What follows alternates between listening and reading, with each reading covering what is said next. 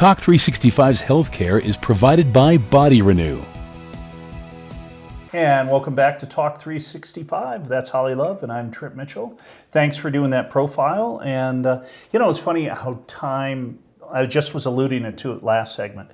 There are certain things you can do where time flies. Mm-hmm. Certain things you can do where time just drags. And the worst, if I'm doing something I don't want to be doing, and I don't wear a watch. So you'll go, I think it's been about 15 minutes, and I'll purposely not wear a watch. Okay. And then I'll check my phone out, and I'll realize... It's been 37 seconds.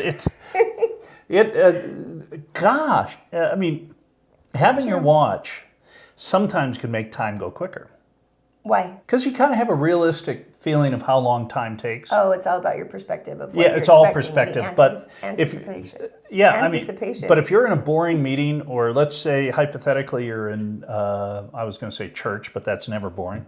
No. But you're somewhere where it's direct. When was the last time you were in church, Trip Mitchell?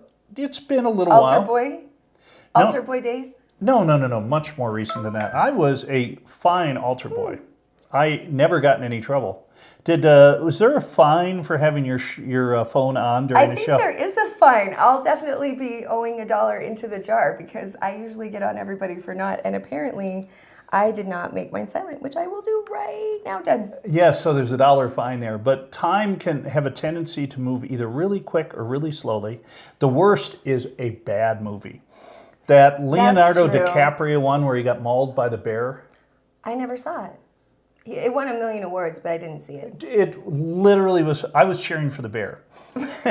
Hurry, bear, hurry. Get this thing over with. That was one of those where I would pull my phone out and just sneak a look, and it moved at the speed of a lava lamp. That movie, it was 2.5 hours, and it took 12 hours. Oh, no. Well, time change. Have you seen a movie that you like recently that you can recommend? Because now it's kind of, like wintertime, time to get out, go to a movie, check it out. I haven't seen anything like Sundance is coming down the pipe, which, by the way, I got our credentials taken care of. Thank you. So we'll be heading up there again this year to cover some movies. And there were some last year because we had our airtime sort of scooped up by some prep for events we were doing. But the Big Sick, we missed. When we watched The Big Sick this summer, you had on the show an interview with the director. We did. And then there was one we missed, Wind River, which I hadn't seen until I got on the plane and I was flying home from Florida from the cruise.